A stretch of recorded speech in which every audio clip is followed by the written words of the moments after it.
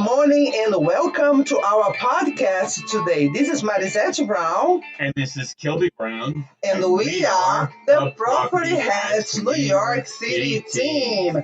Kilby, it's a good vibe today. What's happening? What's going on? What's going on, Marizete? As you know, this is a podcast about real estate and New York City. Some days it's about real estate, some days it's about New York.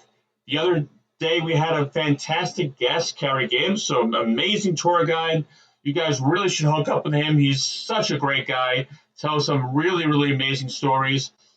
We got a really fantastic guest coming on Monday, who's a musician. Really excited about that. Another one that's very nice. I can't wait. Yeah, he's an amazing, amazing musician. But today we're back. We're back to real estate, and as hopefully our audience knows, we help buyers, sellers, landlords, and renters. Correct. So today we're going to talk about a couple challenges that renters face when renting an apartment in New York City and some solutions that we have found to help some of these renters in the past. So Marizete, let's kind of go over just one or two examples, maybe just one, about a renter that had a specific challenge and how we were able to solve their problem. So remember, we had this renter, this challenge, because she was coming from a different state, but that time she was living in New York City. So she was applying for jobs in other states, and she wants to live in New York City and find a place just for a few months because she was applying for jobs. So she might needed to leave before 12 months. So she was applying for a job, and she might have to take a job and get out of release early. So she was looking for something more short term, right? Correct. As you know, the lease in New York City, the standards is 12 months. So she was planning to leave before 1 year. So we need to find a landlord that would accept that situation. And many landlords that don't do short term don't like to do, that the tenants break their leases.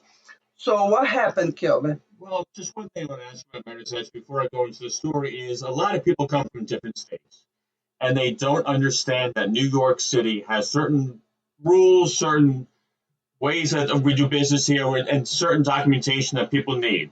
So you mind just going over briefly the kind of documentation that you need to rent an apartment in New York, Marizete? Sure. So the documentation that you need to provide is a letter of employment, bank statement, the 2 last years of tax return. You need to provide also pay stubs, at least the last 3 ones, letter of landlord, a reference letter, and photo ID. So if you don't have one of these documentations, you need to make also 40 times the amount of the rent and also have good credits. If you come from a different country that we cannot provide all these documentations, we will provide a letter talking about your situation to the landlord. So we will listen to your story and provide your situation to the landlord. Correct. And there are also some companies that help you, especially if you're international. And we can go into that in another podcast, but we'll discuss that in another podcast. But there are companies that can help you if you don't have U.S. credit. So back to our story. We had a renter. They were looking for something specific. We had to show them apartments that fit their needs, the neighborhoods they wanted to, right, Marizete? Correct. If I remember, she also was looking for a very quiet place because she was a teacher. She needs to do a lot of homework at home.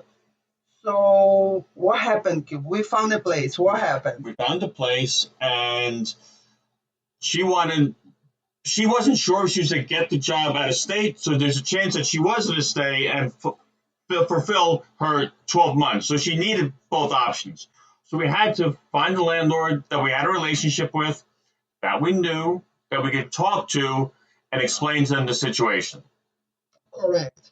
So, and what we did, we needed to put a clause in the lease saying that this tenant might be leaving on after X number of months.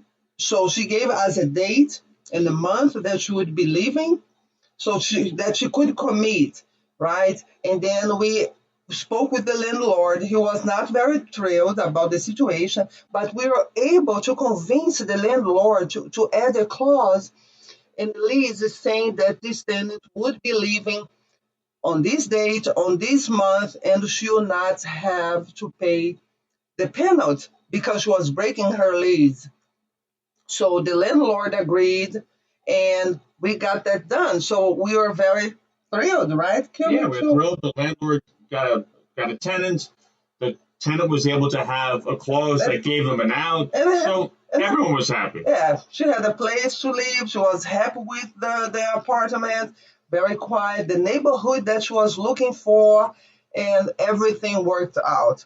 Everything worked out fantastic. So this is just one example. There are many examples, and different landlords look for different things in tenants, and different landlords don't like to accept other things when it comes to tenants. So this is just one example. We'd love to talk to you, find out your situation, see if there's any way that we can help you with your particular situation and finding the right place to live. Correct.